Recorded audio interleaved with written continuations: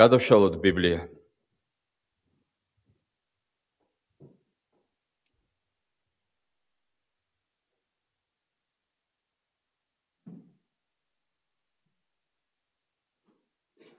მინდა ასეთი კითხვა დავსვა. ყველა ეჭვი და ეჭვება ცუდია თუ არის უვნებელი, უცოდველი ეჭვი. როგორ ფიქრობთ? ყველა ეჭვი არის ცუდი? ცოდვილი? თუ შესაძლებელია სასარგებლო ეჭვიც?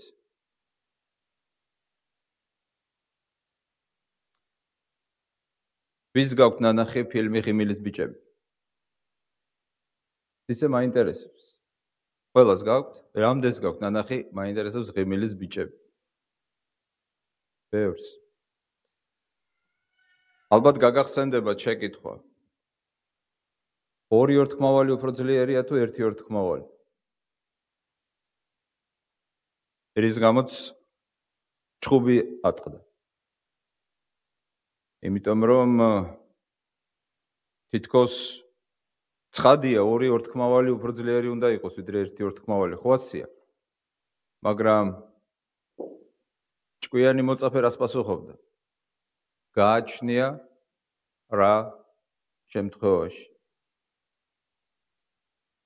რას ნიშნავს გააჩნია რა შემთხვევაში? თუ ორი ორთქმავალი ყოველთვის ძლიერი არ არის ერთ ორთქმავალს. თუ ეჭვი ყოველთვის ცუდი არ არის? თუ ეჭვი ყოველთვის ცოდვილი არ არის? გააჩნია რა შემთხვევაში? ცნობილი გერმანელი ღვთისმეტყველი გერხარდ მაიერი, რომელიც 37 წელს არის დაბადებული, უკვე ხანდაზმულია. ის არის აერთი წიგნის, ნაშრომის, კომენტარის ავტორი, საღვთო წერილის წიგნებზე, კომენტარის ავტორი. მან მიიღო იურიდიული და თეოლოგიური განათლება ტიუბინგენის უნივერსიტეტში, შემდეგ გახდა პროფესორი. თავის ცნობილ კომენტარებში იაკობის წერილზე ამბობს. წერილში განასხვავებენ, ეს მაიერის სიტყვებია, სამი სახის, უпростоრად ორი სახის და მოყავს სამი მაგალითი, ორი სახის ეჭვს. ორი სახის ეჭვს. ერთი ეს არის უცოდველი, პოზიტიური, ასე უწოდებს ის, ამ სიტყვასაც იყენებს, პოზიტიური ეჭვი. პოზიტიური ეჭვი, ჩვენ შეიძლება გავაგრძელოთ ამ ეჭვის შეფასება და ვთქვათ, რომ ზოგჯერ ეს ეჭვი დახმარებაც არის გადასარჩენად. პოზიტიური ეჭვი, ამბობს მაიერი, და ნეგატიური ეჭვი. ერთი მხრივ წერილში ჩვენ ვხედავთ დადებით ეჭვს და ეჭვებას, უცოდველს, უვნებელს, დამხმარე საშუალებას გადარჩენისთვის და მეორე მხრივ ჩვენ ვხედავთ ნეგატიურ, დამანგრეველ, ცოდვილ ეჭვს. მოდი დღეს განვიხილოთ თითოეული მათგანი სამი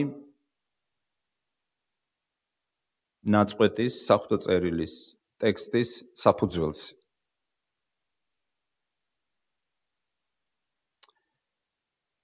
მოვხმოთ უფლის სახელს და ვილოცოთ. ღმერთო,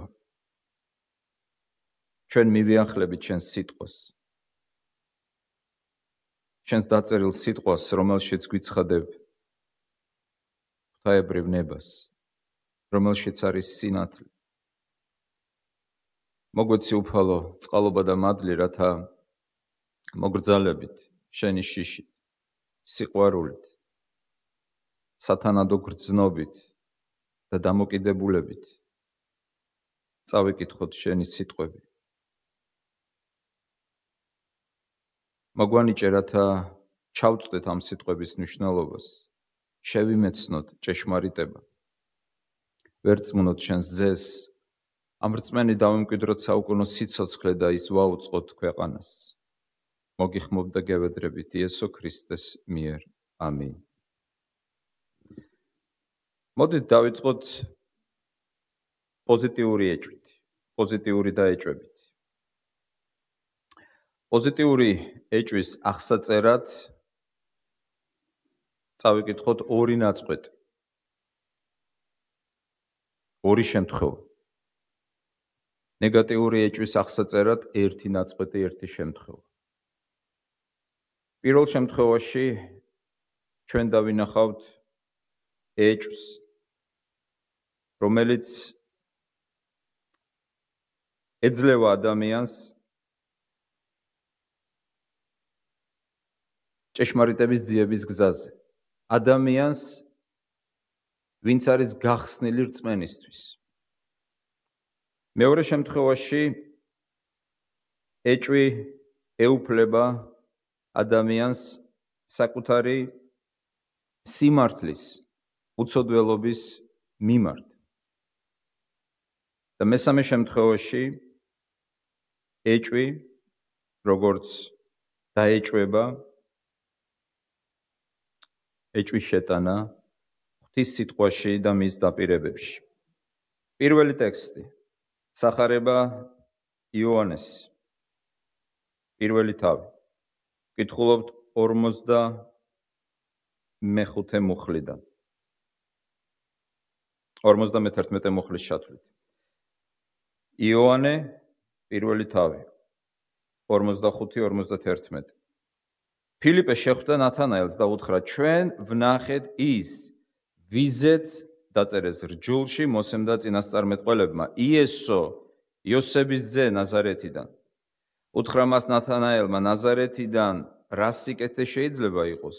უთხრა მას ფილიპემ: წამოდი და ნახე. იესომ რომ დაინახა მისკენ მომავალი ნათანაელი, თქვა მასზე: აჰა, ნამდვილი ისრაელიანი, რომელშიც არ არის მზაკრობა. ეუბნება მას ნათანაელი: საიდან ვიცნობ? მიუგო იესომ და უთხრა მას: ვიდრე ფილიპე დაგიძახებდა ლეღვის ქვეშ, დაგინახე. მიუგო მას ნათანაელმა: რაბი, შენ ხარ ძე ღვთისა, შენ ხარ მეფე ისრაელისა. მიუგო იესომ და უთხრა მას: შენ იმის გამო გწამს, რომ გითხარი ლეღვის ქვეშ, დაგინახე მეთქი? ამაზე მეცაც იხილავ. ეუბნება მას: ჭეშმარიტად, ჭეშმარიტად გეუბნები თქვენ, ამიერიდან იხილავთ გახსნილ ცას და ღვთის ანგელოზებს კაცის ძეზე აღმოვალთ და ჩამომავალთ.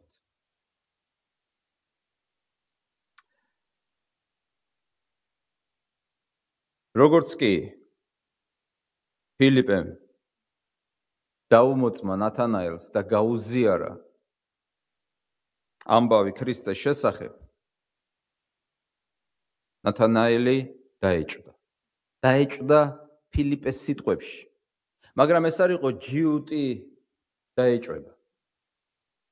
არსებობს ჯიუტი დაეჭვება. უსაფუძვლო დაეჭვება. არსებობს ცოდვილი და დამანგრეველი დაეჭვება, მაგრამ ამ შემთხვევაში ნათანაელი დაეჭვდა. არა იმიტომ, რომ ის იყო ჯიუტი, პირიქით, როდესაც ის მიუახლოვდა იესოს, იესომ არც კი გაკიცხა. არამედ უთხრა: აი ჭეშმარიტი, ანუ გულწრფელი, ეს არის გულწრფელი ეჭვი.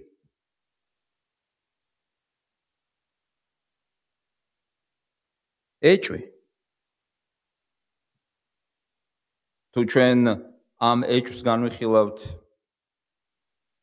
იმ სიტყვებთან მიმართებაში, რომლებსაც შეუძლია ადამიანის გადარჩენა, მაშინ უფრო დიდ მნიშვნელობას იძენს ის. ზოგადად ბიბლიის თანახმად მხოლოდ ბრიყვს ჯერა ყველა სიტყვა.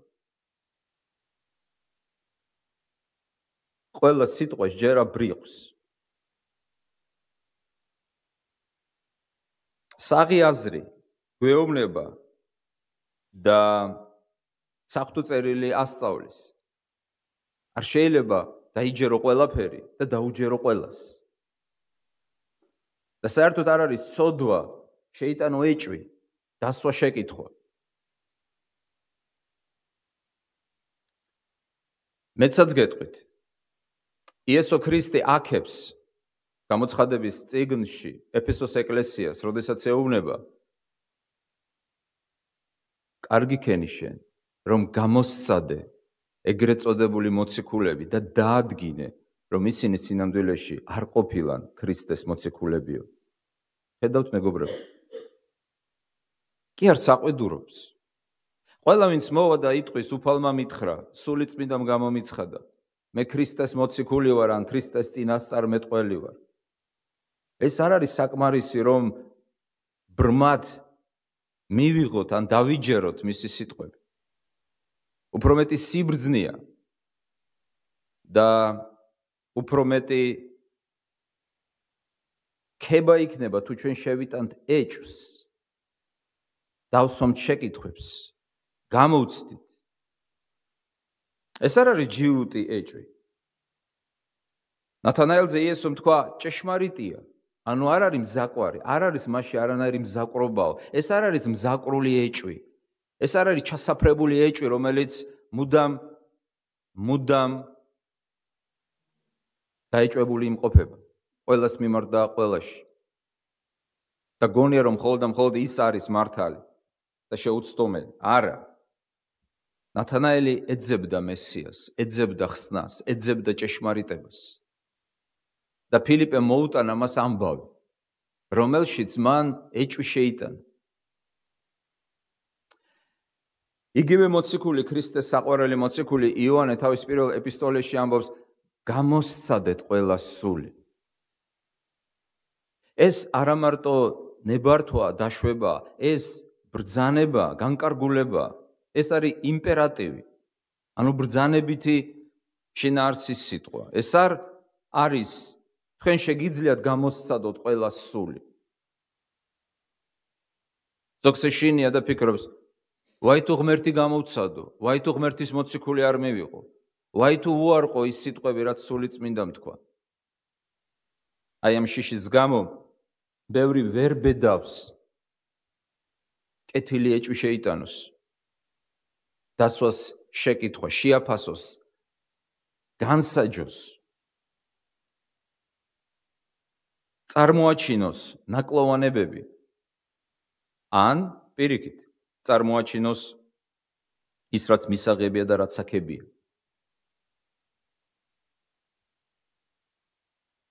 რატომ შეეპარა ეჭვი ნათანაელს? დიდი ფრანგი რეფორმატორი ჯერ კიდევ მე-16 საუკუნეში ამ ტექსტის განმარტებისას ამბობდა, რომ ფილიპემ თქვა 4 სიტყვა, საიდანაც 2 შეცდომა იყო თანაც უხეში.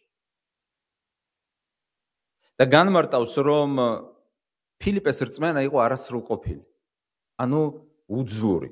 და მარტო ფრანგი რეფორმატორი არ ფიქრობს ასე. ცოტა მოგვიანებით ასე ფიქრობს წმინდა იონე ოქროპირი, ასე ფიქრობს წმინდა კირილე ალექსანდრიელი, ეკლესიის ძველი მამები, ეკლესიის ავტორიტეტები, აღიარებული მოძღვრები. სხვაებიც ასე ფიქრობენ. ახლა კი რომ არ მოდუნდეს თქვენი ყურადღება, აი ფილიპეს ქადაგებაში, გავიმეორებ რა უქადაგა მან, ფილიპეს სიტყვაში, დამოწმებაში, რა 2 უხეში შეცდომა იყო, თუ გავიმეორებთ დიდი ფრანგი რეფორმატორის სიტყვებს. ფილიპე შეხვდა ნათანაელს, ეს უკვე კარგია. ის შეხვდა იმისათვის, რომ გადაარჩინოს, მოაქციოს. ის გვეუბნება როგორც მისიონერი, როგორც ქრისტეს მოწაფე, მორწმუნე, მოციქული, სინათლის გამზიარებელი, წამლის გამზიარებელი, სიცოცხლის გამზიარებელი, ეს უკვე კარგია. ფილიპე შეხვდა ნათანაელს და უთხრა, ჩვენ ვნახეთ ის, ვიზეც დაწერეს რჯულში მოსემ და წინასწარმეტყველებმა, იესო იოსების ძე ნაზარეთიდან. რა ორი უხეში შეცდომა დაუშვა ფილიპემ თავისი უძლური რწმენის გამო. რეფორმატორის სიტყვებით რომ თქვათ. აღმოაჩინეთ ეს ორი შეცდომა. ორი შეცდომა, 4 სიტყვა თქვა, საიდანაც ორი შეცდომა იყო. რა იყო ორი შეცდომა? პირველი, იესო იოსების ძე.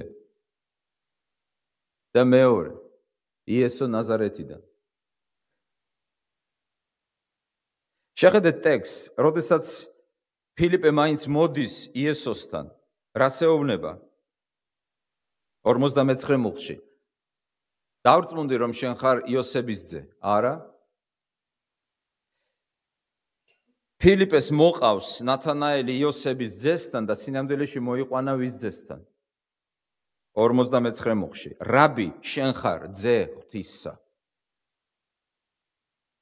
ფილიპემ იესო გადააქცია იოსების ძედ ნაზარეთიდან. ფორმალურად თითქოს სწორია განცხადება.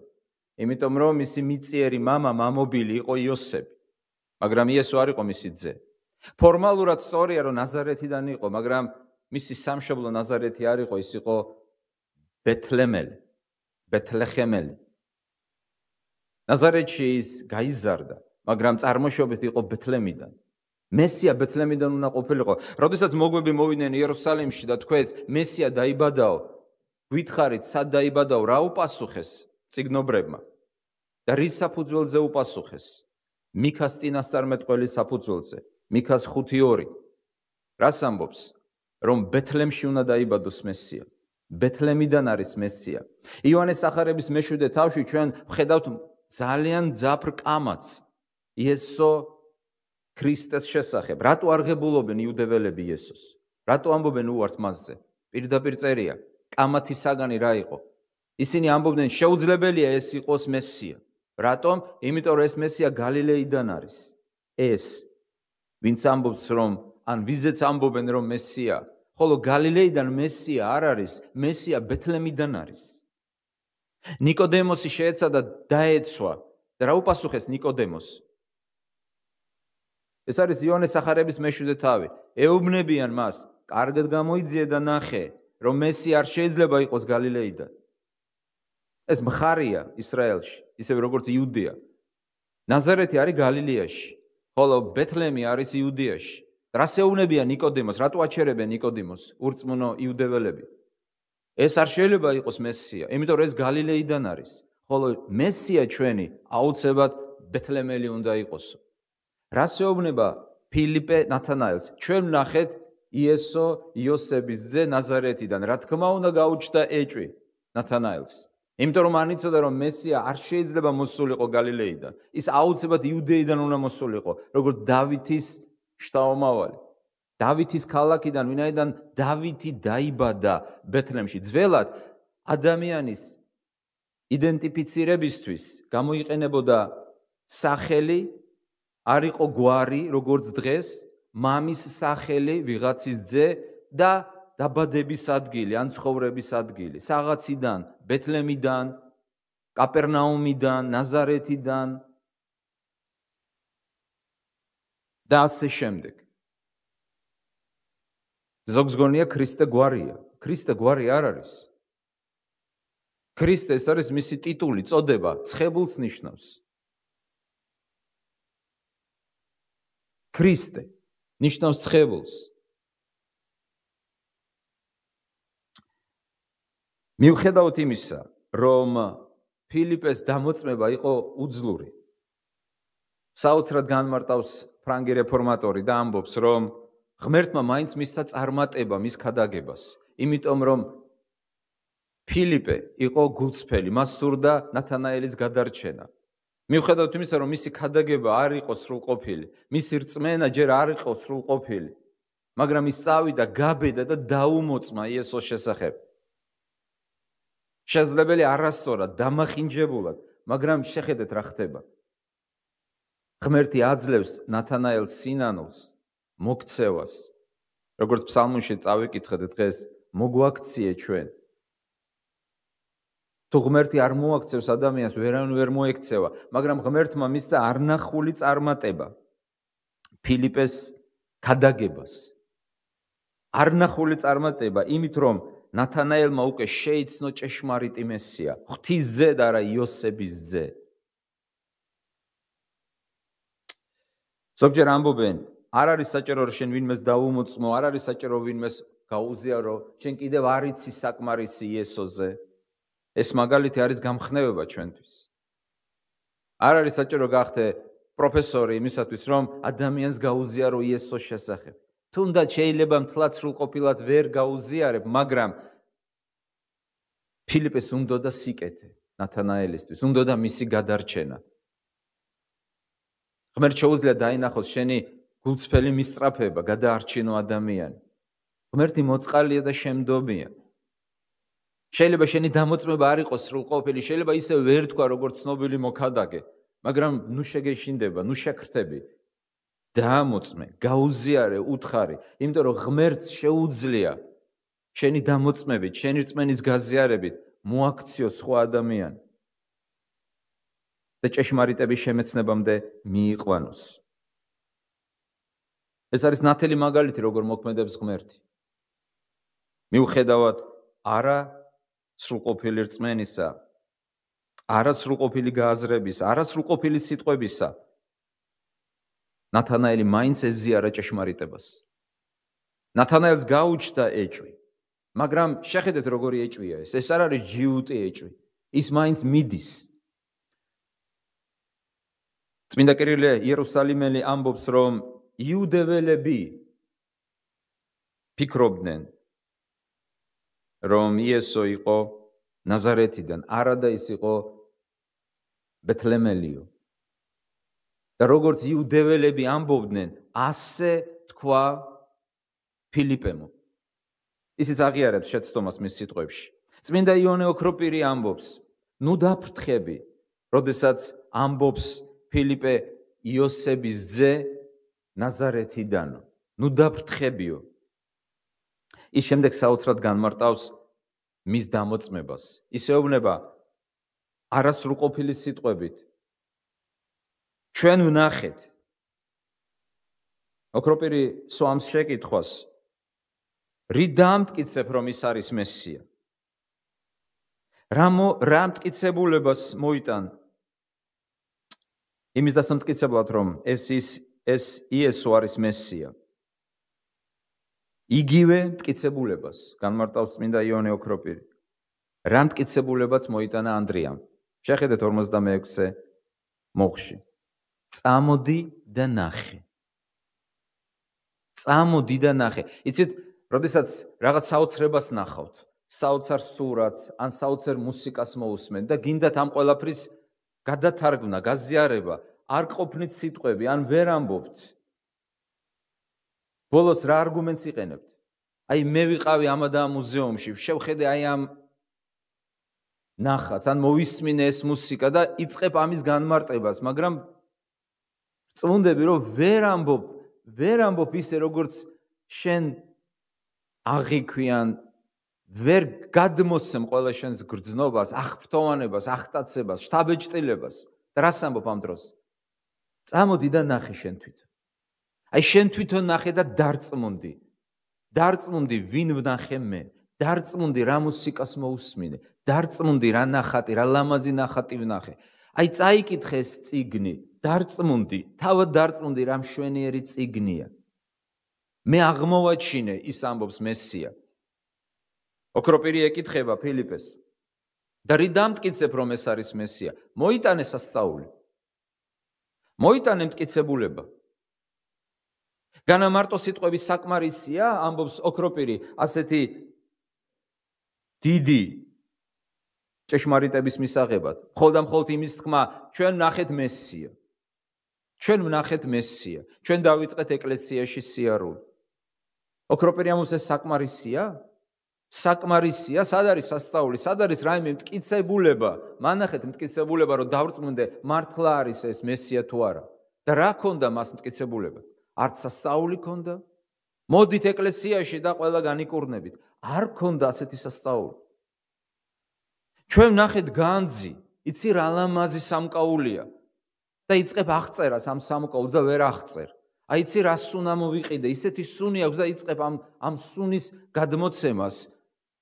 უყურებ როგორ აღწერს ადამიანი ამ სუნამოს და ერთადერთი სურვილი გიჩნდება. მოდი წავალ და მეც გავსინჯავ, მოვსინჯავ, რა არის მართლა ეს? მოდი მეც შევხედავ, მოდი მეც მოვისმენ. რა არგუმენტი ქონდა ფილიპეს? წამოდი და ნახე. წამოდი და ნახე ჩემი სიმდიდრე. წამოდი და ნახე ჩემი სასიამოვნო მუსიკა. წამოდი და ნახე ის შთამბეჭდავი ნახატი, რაც მე აღმოვაჩინე და რაც მე ვნახე. ფილიპე წავიდა და ნახა და ეზიარა ჭეშმარიტებას. ჩვენ გვაქვს კანონიერი უფლება დავსვათ ეჭვი. უпростоრად შევიტანოთ ეჭვი და დავსვათ შეკითხვა. ოღონდ შეკითხვა, არა შეკითხვის გამო, შეკითხვა არა გასაკრიტიკებლად, შეკითხვა არა იმიტომ რომ ჩვენი მე განვამტკიცოთ, არამედ შეკითხვა იმისათვის რომ გავიგოთ, შევიმეცნოთ ჭეშმარიტება. მეორე შემთხვევა, სადაც ჩვენ შეიძლება დავინახოთ უცოდველი ეჭვი, ეს არის მოციქულთა საქმეები. მეორე თავი. 37-38 მუხლები, 2 მუხლია სულ. ამ შემთხვევაში ჩვენ დავინახავთ ეჭვს როგორც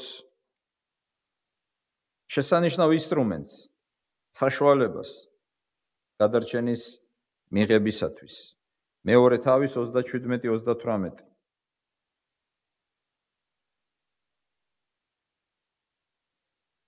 მეორე თავში წარმოითქმის პირველი კაცობრიობის ისტორიაში ქრისტიანული ქადაგება. ხალხი ჩამოსულია იუდეველები დღესასწაულზე თაყვანისაცემად. სულიწმინდა გარდამოდის მოწაფეებზე, ისინი იწყებენ უცხოენებზე ლაპარაკს. უამრავი ხალხი შეიყრება იმ ადგილას, სადაც სულიწმინდამ დაიწყო მოქმედება. წმინდა პეტრე მოციქული აღიმაღლებს ხმას და ამბობს სიტყვას და ამ სიტყვაში ის ადანაშაულებს მოსულ იუდეველებს თაყვანისაცემად და ეუბნება მათ, რომ თქვენ მოკალით ურჯულოთა ხელით მიალურსმნეთ მესია, რომელიც მოვიდა გადასარჩენად. პირდაპირ ეუბნება ასეთ სიტყვებს და არც თაკილობს, არც მალავს. მტკიცედ იცოდეს ისრაელის მთელმა სახლმა, რომ ღმერთმა გახადა უფლად და ქრისტედ ეს იესო, რომელიც თქვენ ჯვარს აცვით. გეკითხებით, მათ აცვეს ჯვარს უშუალოდ. განა რომაელებმა არ აცვეს ჯვარს. დაავიწყდა ეს მოციქულს, აღარ ახსოვდა, ძალიან ადრე მოხდა, გულმა ვიწყი იყო, განა იუდამ არ გასცა, განა რომაელებმა არ მიალურსნეს, რატო ეუბნება მოსულებს თანაც არა იერუსალიმელებს?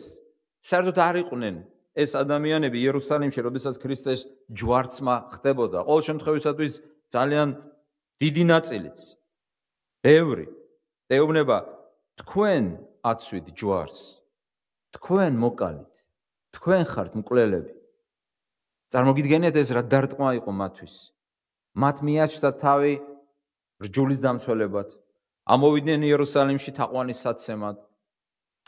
ის რომ ამოვიდნენ იერუსალიმში თაყვანისაცემად უკვე ნიშნავს, რომ ისინი ზედმიწევნით ასრულებდნენ რჯულს. 3 დღესასწაული იყო სავალდებულო 1 წლის განმავლობაში, როდესაც ყველა უნდა მოსულიყო იერუსალიმში. როგორც ქრისტიანებისათვის, ზოგიერთებისთვის 2 დღესასწაული სავალდებულოა რომ მოვიდნენ ეკლესიაში. ეს არის შობა და აღდგომა. ანუ პირველად გამოჩნდებიან შობის დროს, მეორედ აღდგომისას. და კიდევ მესამედ ალბათ რაღაც სხვა დღესასწაულზე, მაგრამ ებრაელებისთვის იყო რჯულისმიერად სავალდებულო სამჯერ, მინიმუმ სამჯერ იერუსალიმში ყველა ღვთისმოსავი ასულიყო სამჯერ და ერთ-ერთი დღესასწაული იყო სწორედ იმ დროს, როდესაც ისინი მოვიდნენ და მოისმინეს ეს ქადაგება. ახლა კი გაიაზრეთ. ისინი ასრულებენ რჯულს, მოვიდნენ თაყვანის საცემად, მოიტანეს მსხვერპლი, მიაჩნიათ, რომ არიან მართლები და წმინდა პეტრე მოციქული ქადაგების დასასრულს ეუბნება.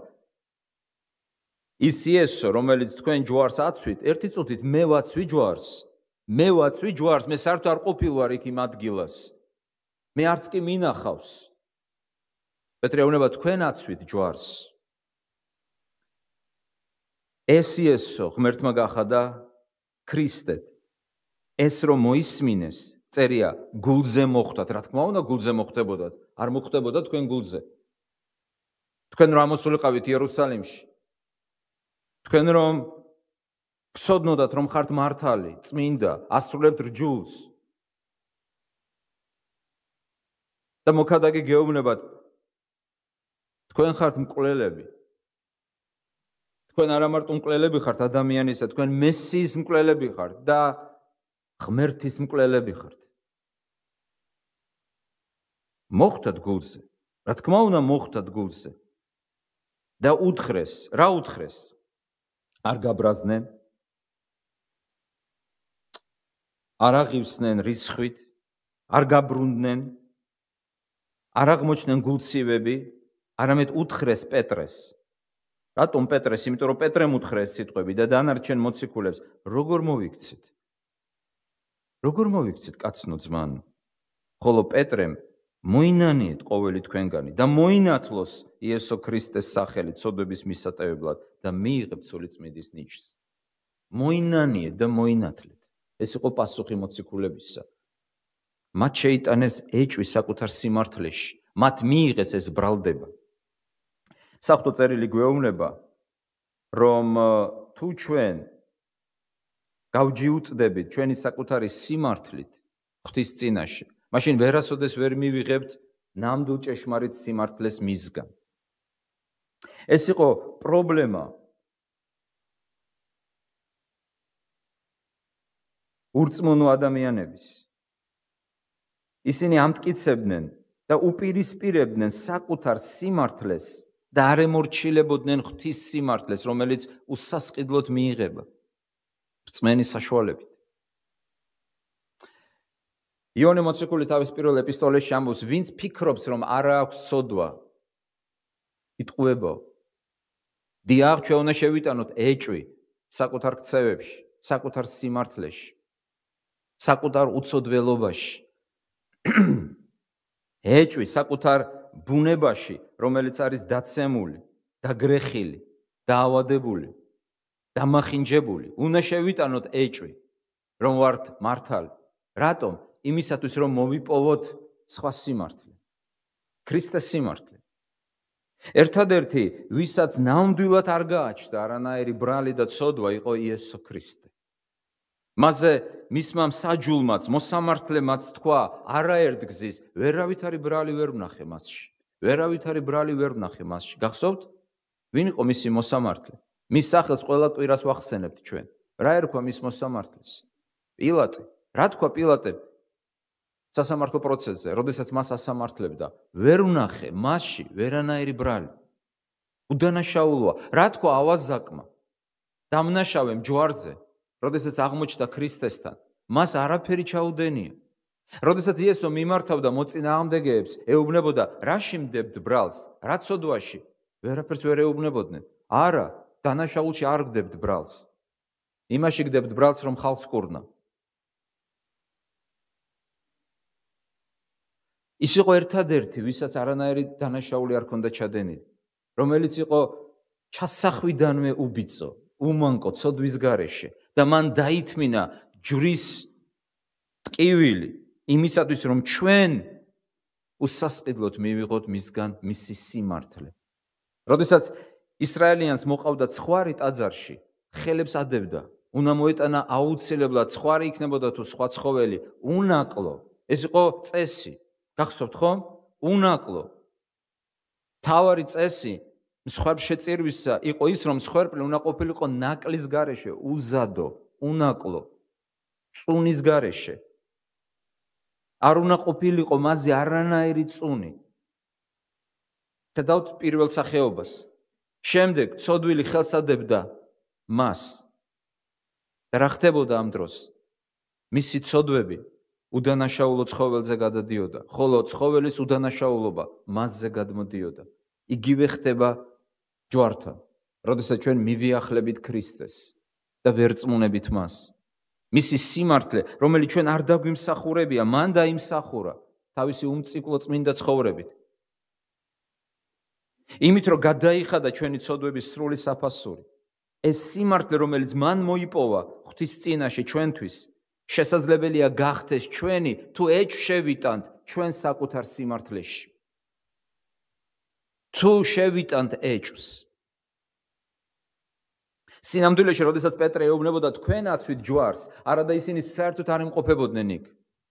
ეს სიტყვები ნიშნავს, რომ არა რომაელებმა, არა იუდეველებმა, არამედ ჩემმა ცოდვებმა აცვეს ჯვარს იესო ქრისტე. მე ვარ დავნაშავე. ჩემ გამოეცვა ის ჯვარს.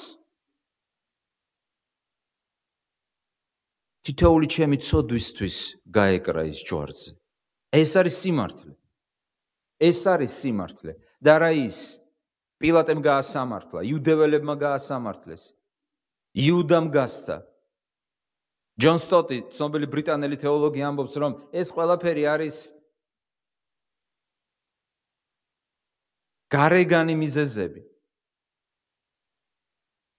გასაგებია იუდას რომ არ გაეცა, პილატეს რო არ გაესამართლებინა. იუდეველებს რო არ მოეთხოვათ მისი ჯვარცმა, ის არ მოკვდებოდა, მაგრამ ეს არის გარენიშნების სინამდვილეში არსებითად. ეს ყველაფერი ინსტრუმენტებია და საშუალებებია იმისათვის, რომ მას ღვთის განგებით აღესრულა ჩვენი გამოსყიდვის საქმე ჯვარზე. შეიტანეთ ეჭვი საკუთარ სიმართლეში, იმისათვის, რომ მოიპოვოთ ქრისტეს სიმართლე, მისი რწმენით, მისი რწმენის საშუალებით, მისი მადლით. 529 წელს სამხრეთ საფრანგეთში შედგა ცნობილი ორანჟის კრება, რომელმაც 25 კანონი გამოაცხადა თავისი დასკვნით. მიზეზი ამ კრების შეკრებისა იყო ნეტარი ავგუსტინეს სწავლება, მისი დაპირისპირება პელაგიუსის წინააღმდეგ. პელაგიუსი ამტკიცებდა, რომ ყველა ადამიანი დაბადებით არის უდანაშაულო და მას ადამიანს შეუძლია საკუთარი სიმართლის მოპოვება. მის საპირისპიროდ ნეტარი ავგუსტინი ამბობდა, რომ ადამიანი დაბადებიდანვე არის ცოდვილი, მასში ყველამ შევცოდეთ.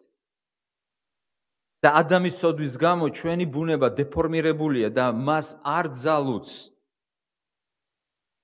გადარჩენის მოპოვება. დაპირისპირება დამთავრდა ისე, რომ მსოფლიო საეკლესიო კრებაზე, კერძოდ მესამე მსოფლიო საეკლესიო კრებაზე 431 წელს ეფესოში ავგუსტინეს მოძღვრებამ გაიმარჯვა, ხოლო პელაგიუსი შეაჩვენეს და აღიარეს როგორც სრულმოძღვარი. მაგრამ ეს აზრი და ეს იდეები კვლავ ბობოქრობდა ეკლესიაში და შეიქმნა ეგრეთ წოდებული ნახევრად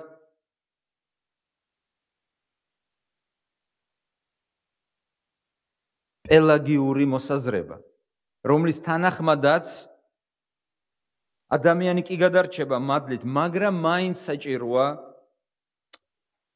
მისი ძალის ხმევა. პელაგიანობა, ნახევრად პელაგიანობა და გადარჩენა მადლით. აი, გამოიკვეთა სამი კონკრეტული მიდგომა. ადამიანის ბუნებისადმი, მისი უნარისადმი, ნებისადმი გადაერჩინოს თავი. და სწორედ ამ საკითხების გარშემო შედგა ცნობილი ორანჟის კრება, ეს არის მე-6 საუკუნის დასაწყისი 529 წელი. რომელმაც აშკარად დაიჭირა ნეტარი ავგუსტინეს პოზიცია. მე მხოლოდ წაგიკითხავთ პირველ კანონს. ეს არის ძალიან მოკლე განაცხადი, მოკლე ფორმულირება.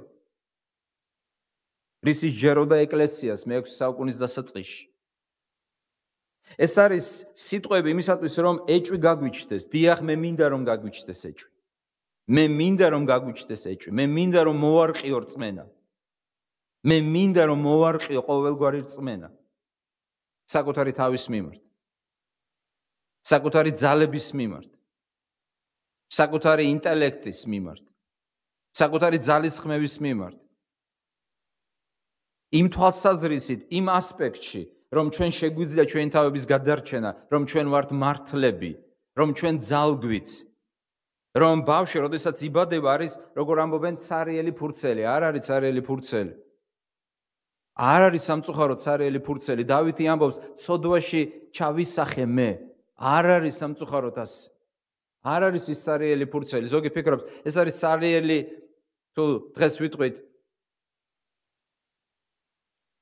დისკი, მე მგონი დისკს აღარ იყენებენ, ხო უკვე? კიდევ რას იყენებენ? ჩამწერი საშუალება, ან ჩასაწერი. სადაც შეიძლება, სადაც არასდროს არ ყოფილა არანაირი ინფორმაცია. სამწუხაროდ არა, უკვე არის ამ დისკზე ან ამ ჩასაწერ საშუალებაზე უკვე არის ინფორმაცია დატანებული. უკვე არის სამწუხაროდ. იმიტომ რომ ჩვენ კი არ ვხდებით ცოდვილები, ზოგი ასე ფიქრობს, აი იზრდებიან და ხდებიან ცოდვილები, არა, ეკლესია ასე არ ამბობს. ადამიანის ბუნება უკვე დაზიანებულია ჩასახვიდანვე და მას ესაჭიროება მადლი. აი სწორედ ეს არ ესმოდა პელაგიუსს. პელაგიუსის მოძღვრება დღესაც ძალიან პოპულარულია. იმიტომ რომ მისი მოძღვრება აღმერთებს ადამიანს, ამაღლებს ადამიანს, პატივს მიაგებს ადამიანს და აკნინებს მადლს, აკნინებს ქრისტეს ჯვარცმას. როდესაც ამბობს, რომ შენ შეგიძლია, ბიბლია ამბობს, მის გარეშე არაფერი შეგიძლია. მე ყველაფერი შემიძლია, არა, მინდა გაგიჩნდეს ეჭვი, რომ არ შეგიძლია ყველაფერი. არ შეგიძლია, ბევრი რამ არის, რაც არ შეგიძლია. შეგიძლია შეცვალო წარსული. შეგიძლია გააკეთო ბევრი რამ.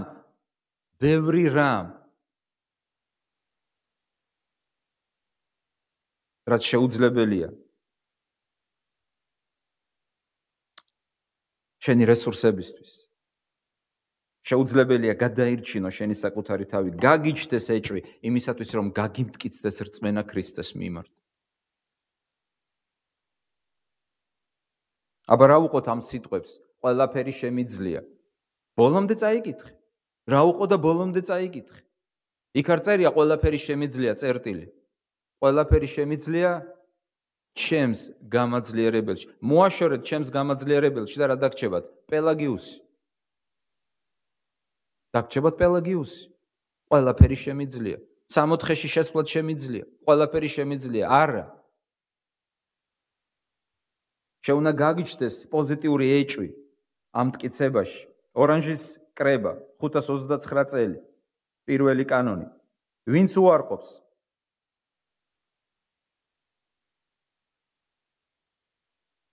რომ ადამიანი თლიანობაში და კერძოდ, ნახეთ, მათემატიკური სიზუსტით ხდება ჭეშმარიტების ამ დოგმატის გადმოცემა. მათემატიკური სიზუსტით ყველა სიტყვა შერჩეულია. ვინც უარყოფს, რომ მთელი ადამიანი, კერძოდ მისი სული და მისი სხეული იყო შეცვლილი ცუდისაკენ ადამიანის სოდვის გამო და სჯერა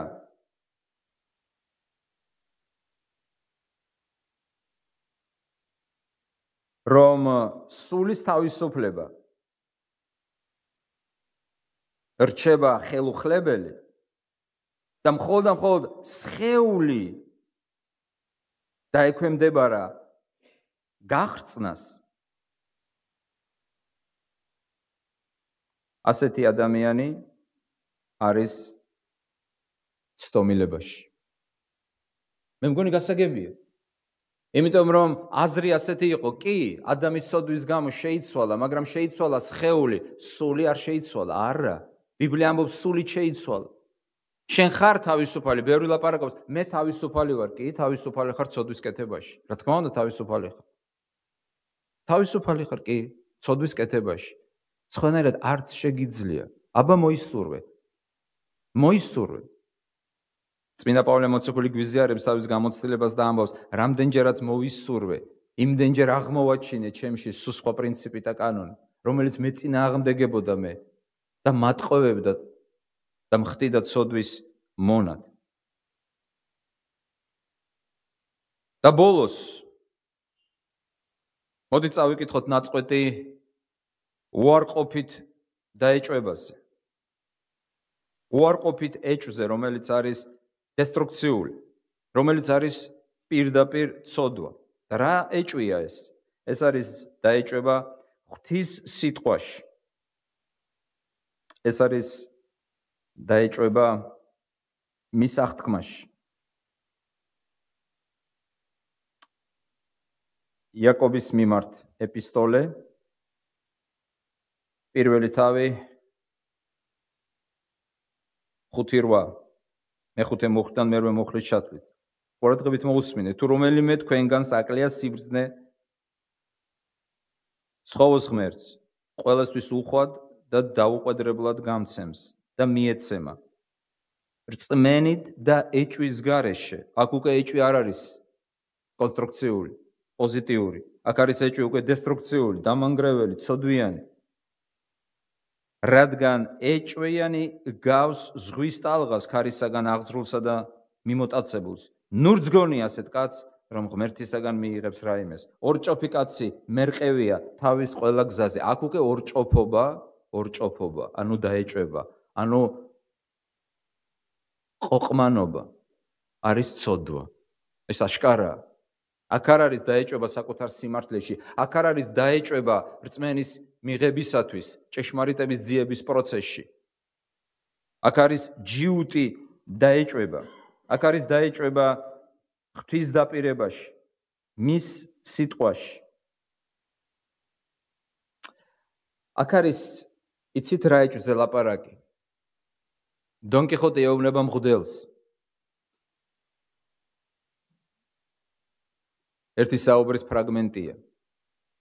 ეჭვით დამძიმებული სინდისი მძიმე ტვირთია. ასე უთხრა დონ კიხოტმა მღვდელს.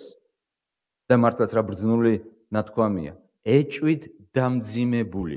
ცოდვით დამძიმებული კი არაო, ეჭვით დამძიმებული სინდისი რთული ტვირთია. ასწავლის ეუბნება დონ კიხოტი მღვდელს. ეს მართლაც ასია. იმიტომ რომ ეჭვი ამძიმებს, ტვირთად აწევს ჩვენს სინდისს. ებრაელთა წერილში წერია, რომ რწმენის გარეშე შეუძლებელია ღვთისათვის იყოს სათნო. მიაქცეთ ყურადღება, ნებადართული კი არ არის.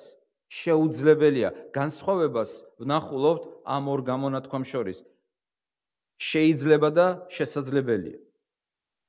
ანუ შეუძლებელია, არ არსებობს. ისევე როგორც არ არსებობს მრგვალი კვადრატი. შეუძლებელია რწმენის გარეშე ღვთისათვის იყოს სათნო. რომელთა მიმართ ეპისტოლეში წმინდა პავლე მოციქული ამბობს, თუ ეჭვით ჭამ, სცოდავ, იმიტომ რომ ყველაფერი რაც რწმენის გარეშეა, ცოდვა.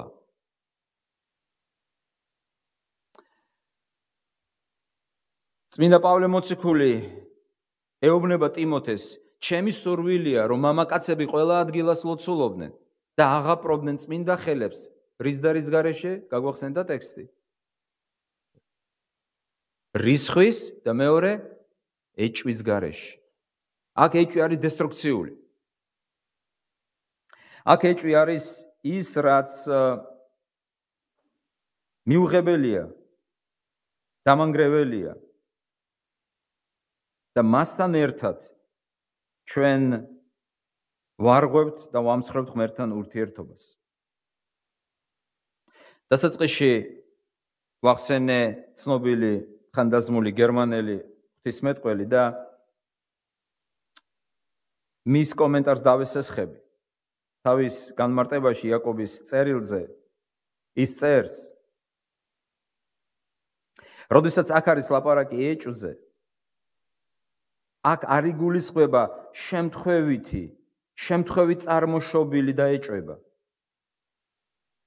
აქ არ არის შემთხვევით წარმოშობილი და ეჭვება.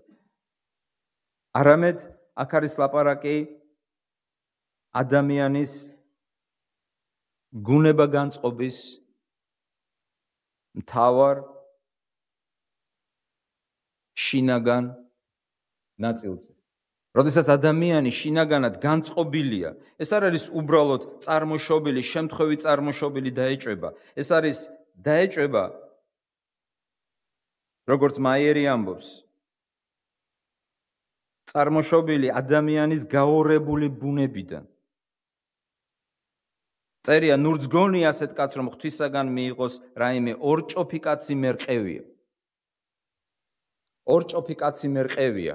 აქ იგულისხმება ეჭვი, როდესაც ადამიანი უარს ამბობს მიენდოს ღმერთს, მიენდოს მის სიტყვას და დაამყაროს იმედი საკუთარ თავზე, ან სხვებზე, ან კიდევ რაღაცეებზე, ან ამ წუთისოფლის დროზე. აქ არის ლაპარაკი ეჭვზე, რომელიც მიიჩნევა ღვთის წინაშე როგორც ცოდვა.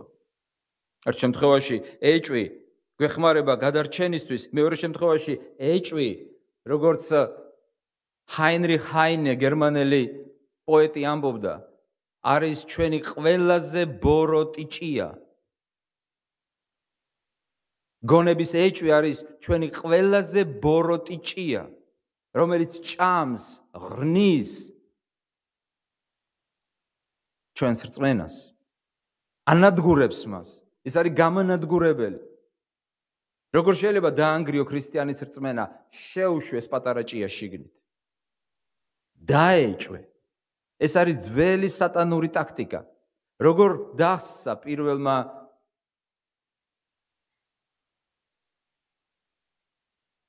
ცოდვილმა წუთისოფელში, ცოდვილმა არსებამ წუთისოფელში. ვინ შეცოდა პირველად? არა, ასე არ წერია. პირველად შეცოდა ანგელოსმა. ასე წერია. ადამიანებს შორის კი ბატონო, ადამი და ევა, მაგრამ პირველად შეცოდა მან. შეხედეთ ცდუნების ხელოვნებას, როგორ შეიძლება ადამიანში მოარყიო რწმენა და ღმერთთან ურთიერთობა. საკმარისია შეიტანო ეს პატარა ჭია შიგნით. მართლა გითხრათ ღმერთმა? რა არის ეს? მართლა თქვა ღმერთმა? ეს არის ეჭვი მის სიტყვებში. რით განსხვავდება ქრისტიანული დოგმატი ყველა სხვა მსჯელობისაგან? ქრისტიანული დოგმატი ეფუძნება გამოცხადებას. ყველაფერი გასაგები არ არის, მაგრამ ეს არის გამოცხადება ღვთისაგან. რწმენა ნიშნავს მიენდო მას, მის დაპირებაში.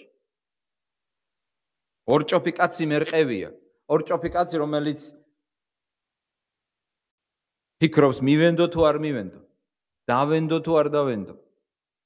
ამ დროს მას სურს თუ არ სურს, ის თუნდაც ქვეცნობიერად უკვე ენდობა სხვა რამეს, ან სხვა ვინმეს. მართლა თქვა ღმერთმა ეს თავის სიტყვაში. ნახეთ, პირველი მცდარი ინტერპრეტაცია ღვთის სიტყვისა. კი, ღმერთმა თქვა, არ შეეხო, ღმერთს ასე არ უთქვამს. რატომ დაამახინჯა ევამ ღვთის სიტყვა? რატომ დაამახინჯა? თუ ჩვენ წავიკითხავთ ტექსტს შესაქმეში, დავინახავთ, რომ ღმერთმა თქვა არ შეჭამო. ევამ გააკეთა თავისი ინტერპრეტაცია, არ შეეხო. განსხვავება არის თუ არ შეჭამო და არ შეეხოში. როგორ მოეკიდა ეს ღვთის სიტყვას? მაგრამ შეხედეთ სტრატეგია. მართლა თქვა ღმერთმა. მართლა ამბობს ბიბლია ამას. იქნება არ ამბობს. მართლა არის ეს ცოდვა. მართლა არის ქურდობა ცოდვა. აქ არ მუშაობს ეს წესი, გააჩნია რა შემთხვევაში. ქურდობა ყოველთვის ცოდვა. მაგრამ ყველაზე დიდი ქურდობა არის, როდესაც ადამიანი ქურდავს საკუთარ თავს, და ართმევს მას შესაძლებლობას და ემსგავსოს ღმერთს. ის ამით ღმერთსაც პარავს მის ხატებას, მის მსგავსებას. თითოეული ჩვენგანი წარმოვადგენთ ღმერთის ხატს. გჯერათ თუ არა ხატების? დიახ, შეხედეთ რამდენი ხატია. თითოეული ადამიანი ეს არის ცოცხალი ხატი ღვთისა. ცოცხალი ხატი ღვთისა.